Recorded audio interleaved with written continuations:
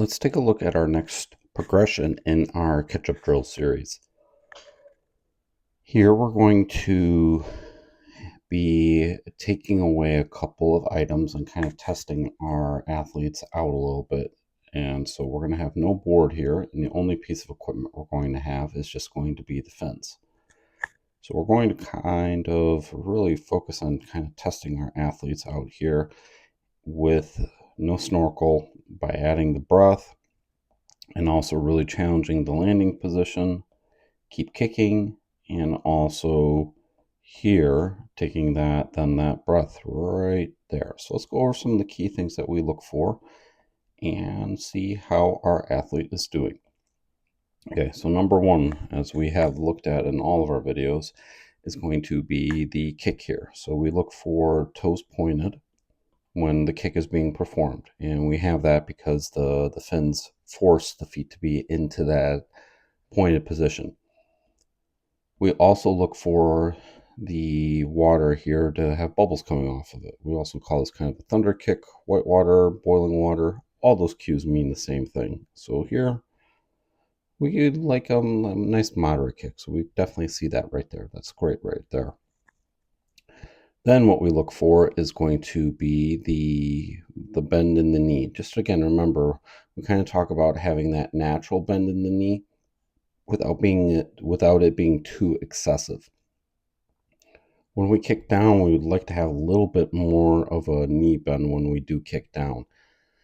Allowing that's just going to kind of provide a little bit more power. We like our athletes to kind of think about like they're kicking a ball when they're doing that. That really helps them force those legs to go downward, and that generates a lot of force going. If we're doing all those things, what we should see is the kick then starting here from the hip, really meaning we have a nice strong kick. All right, let's take a look at those arms now. So here we're actually going to start to take a look at the breath. So one of the biggest challenges sometimes that athletes have is when they take the breath right here, what we see is the legs shut down. So here we really encourage our athletes to really make sure that they are breathing and then kicking at the same time. So that way they're consistently always going to be moving in this forward direction here.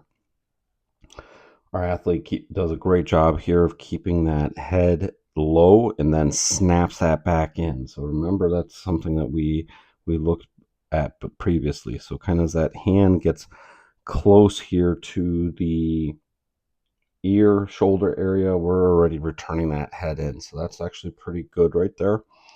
And then we look at our landing. So here we're landing with that hand on top of the shoulder. Perfect. Great job. And then we're holding that line nice and long. And then we pull underwater.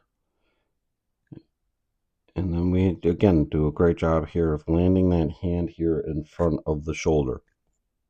And just, we're not looking for a high tempo rate. We're looking for a nice strong kick, and just that our athletes are going to be able to perform the skill over and over and over again on a very, very consistent basis. On our return view here, we're going to take a look at our athlete and just have another perspective of this drill. We look again for a nice strong kick. Here, the athlete a little bit better on the way down, but still this isn't bad. We would just again kind of encourage our athletes to keep our feet up at the surface when they're going in. Then here we look great entry here with the hand on top of the shoulder, and then that snap back, so that head stays nice and low, and we return that head back in by the time the head here starts to get close to that shoulder. Then we return that head here down. Landing here is in front of the shoulder. Really, really nice job right there.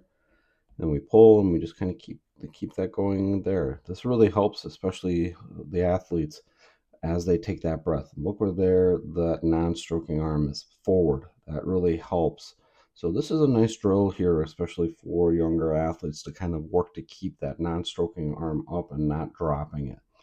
Another thing here you might notice is going to be the presence of a bow wave for our athlete. This is something that we like to promote with our older athletes.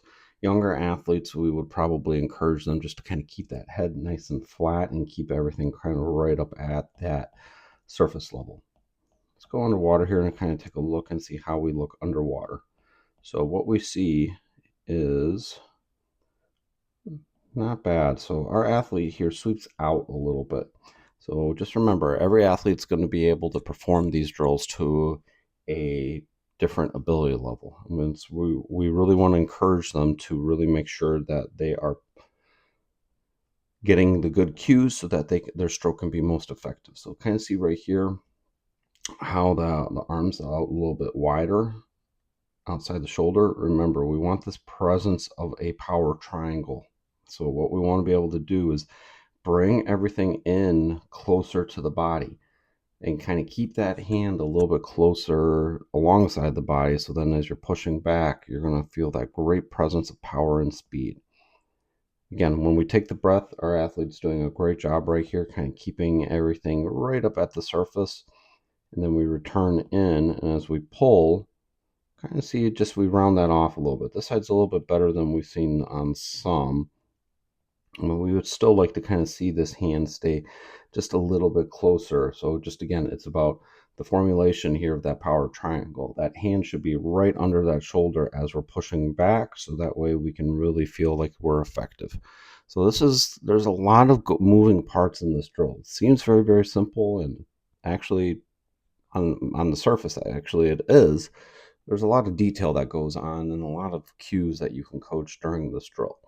So hopefully if you found this video helpful, be sure to drop a like and subscribe.